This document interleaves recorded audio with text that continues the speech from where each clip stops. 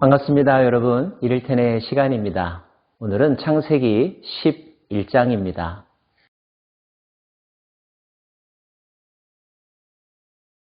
현재 세계는 약 75억의 인구들이 살아가고 있다고 하죠. 세계 어느 곳이나 사람이 살지 않은 곳이 없다고 할 정도이고 한국인들도 여러 곳에 퍼져서 살아가고 있습니다. 하지만 옛날에는 그렇지 않았겠죠. 우리는 창세기를 통하여서 그 고대적 이야기를 함께 살펴보았죠. 특별히 창세기 10장 마지막 절은 노아의 세 아들들, 그 아들들이 세상 여러 곳으로 흩어져서 사는 이야기를 살펴보았고 또 이런 구절들이 있었습니다. 이들은 그 백성들의 족보에 따르면 노아 자손의 족속들이요 홍수 후에 이들에게서 그 땅의 백성들이 나뉘었더라. 특별히 나뉘었더라라고 하는 표현을 이 시간에 강조하면서 오늘 말씀 11장 말씀 함께 살펴보려고 합니다. 원래 인간들은 하나의 언어를 사용했었을 것입니다. 그리고 제한된 한 장소에서 살았었겠죠. 그런데 지금은 수백 가지의 언어들과 수백 종족들이 전 세상에 흩어져 살고 있습니다. 그 가운데서 오늘 본문은 지금의 중동 지방에서 일어났을 하나의 사건을 우리들에게 소개해주고 있습니다. 이에 그들이 동방으로 옮기다가 시날 평지를 만나 거기 거류하며 서로 말하되 자 벽돌을 만들어 견고히 굽자 하고 이에 벽돌로 돌을 대신하며 역총으로 진흙을 대신하고 또 말하되 자 성읍과 탑을 건설하여 그 탑 꼭대기를 하늘에 닿게 하여 우리 이름을 내고 온 지면에 흩어짐을 면하자 하였더니 현재까지 알려진 바로는 세계 최대의 고대 문명을 수메르 문명이라고 말합니다. 메소포타미아 지역을 중심으로 해서 발달된 고대 문명이고 BC 3000년경에서부터 BC 2100년경까지로 보고 있죠. 특별히 학자들은 우루 제3왕조의 시기를 말하고 있는데 그 시기는 BC 22세기 또는 21세기경입니다. 이런 말씀을 드리는 이유는 오늘 우리가 읽은 본문의 시대가 바로 우루 제3왕조 시대쯤 되기 때문입니다. 그러면 그곳에서 살던 사람들은 어디에서 유래된 사람이었을까요? 10장에서 우리는 셈과 함과 야벳의 후손들에 대해서 함께 살펴보았는데 그 중에 함의 후손들 가운데 구스라고 하는 이름이 나오고 구스의 후손들 가운데 니므롯이라고 하는 이름이 나오는 것을 우리가 살펴보았습니다. 그 니므롯의 후손들이 어떻게 살았는지 다시 한번 읽어드리겠습니다. 구스가 또 니므롯을 낳았으니 그는 세상의 첫 용사라.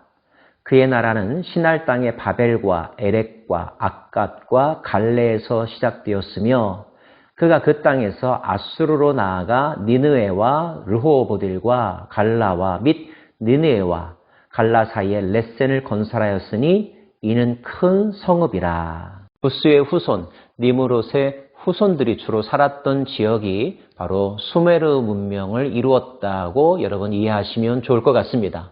그들의 문화와 도시 발전의 모습은 당대 최고였습니다. 오늘 말씀에도 그들이 벽돌을 구울 수 있었고 성읍을 만들 수 있는 기술들을 가지고 있다는 것을 보여주고 있죠.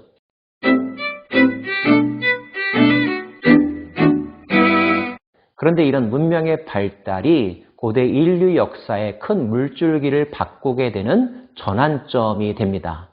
무엇일까요? 여호와께서 사람들이 건설하는 그 성읍과 탑을 보려고 내려오셨더라.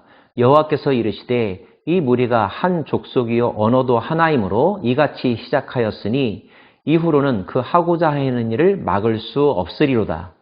자 우리가 내려가서 거기서 그들의 언어를 혼잡하게 하여 그들이 서로 알아듣지 못하게 하자 하시고 여호와께서 거기서 그들을 온 지면에 흩으셨으므로 그들이 그 도시를 건설하기를 그쳤더라. 그러므로 그 이름을 바벨이라 하니 이는 여호와께서 거기서 온 땅의 언어를 혼잡하게 하셨음이라. 여호와께서 거기서 그들을 온 지면에 흩으셨더라. 하나님께서 그들 문명의 발달을 보시고 오히려 막으셨다는 것입니다. 도대체 하나님은 왜 그렇게 하셨을까요? 다시 4절 말씀을 봉독하겠습니다. 또 말하되 자 성읍과 탑을 건설하여 그 탑 꼭대기를 하늘에 닿게 하여 우리 이름을 내고 온 지면에 흩어짐을 면하자 하였더니, 당시의 사람들은 아마도 노아 홍수 사건을 기억하면서 다시는 그런 일이 일어나더라도 죽지 않을 수 있는 방법을 찾아야 되겠다고 생각했던 것 같습니다. 그리고 자기들의 과학과 기술이 발달하면서 자부심을 갖게 되었고 자기의 이름이 더 널리 알려지기를 원하는 마음, 인간 중심의 사고가 더욱더 팽배해졌음을 우리가 알 수가 있습니다. 그런데 바로 그 대목을 하나님께서는 예의주시하셨고 그런 태도와 그런 방향이 옳지 않다고 결정하셨던 것입니다. 하나님의 이름을 드러내는 것이 아니라 인간 자신의 이름을 드러내고자 하는 인본주의의 시작을 하나님은 원치 않으셨던 것입니다. 우리의 이름을 내자라고 하는 생각이야말로 아담이 선악과를 바라보았을 때, 하와가 선악과를 생각했었을 때 하나님과 같이 되려고 하는 마음과 본질적으로 같았던 것이죠. 하나님은 이 땅의 피조물의 영역을 벗어나서 품지 말아야 될 생각을 품는 것, 하나님과 같이 되려고 하는 것, 자기가 하나님인 것처럼 행동하는 것이야말로 파멸이라는 것을 알고 계셨기 때문에 그러한 일이 발생하지 않도록 그들을 오히려 나누셨던 것입니다. 흩으셨던 것이죠. 하나 된다고 하는 것 자체가 잘못된 것이 아니라 그 하나됨을 통하여서 무엇을 이루고자 하는가, 하나님을 예배하기 위해서, 하나님 중심이 되기 위해서 우리는 서로 모여야 되고 마음을 하나로 만들어야 할 것입니다. 그러나 인간 자신의 능력을 과시하고 인간 중심의 세상을 만들어가기 위해서 하나가 되는 것이라면 결코 창조주 하나님께서 원하시는 일이 아니라는 것. 사랑하는 여러분, 시대에 우리가 하려고 하는 많은 노력과 우리가 이루어 놓은 업적들이 혹시 바벨탑이 되지는 않았는지 점검해보고 돌이켜보기를 원합니다. 그리고 여러분에 의하여 높이 쌓여진 탑이 있다면 그 탑이 여러분의 이름을 내는 것이 아니라 하나님께 영광을 올려드리는 거룩한 산제물이 될 수 있기를 원합니다. 그것이야말로 우리가 수고를 통하여 만들어오는 모든 열매들이, 업적들이 오래도록 지속되고 사용될 수 있는 방법이라는 것, 하나님께서 지켜주시고 인정해 주시는 삶이라는 것 기억하실 수 있기를 바랍니다.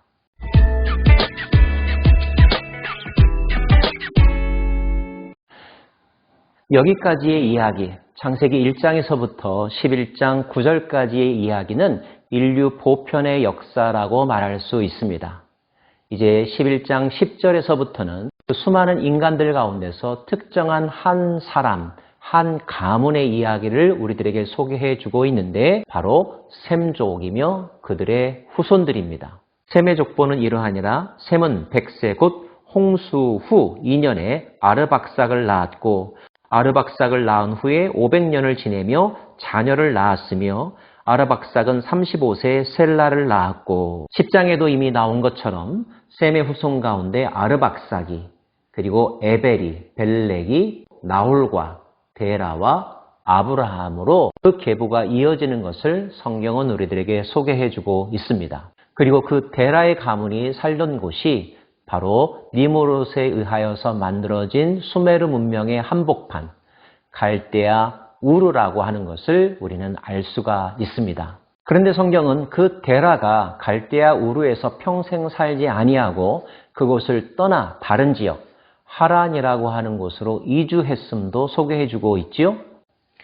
데라가 그 아들 아브람과 하란의 아들인 그의 손자 롯과 그의 며느리 아브라함의 아내 사레를 데리고 갈대아인의 우르를 떠나 가나안 땅으로 가고자 하더니 하란에 이르러 거기 거류하였으며 데라는 나이가 205세가 되어 하란에서 죽었더라. 문명이 발달했던 도시에 살던 데라는 그곳을 떠나 가나안 땅으로 가고자 했다고 합니다. 왜 그랬을까요? 그리고 데라는 가나안 땅에 들어가지 못하고 경유지였던 하란에서 주저앉았을까요?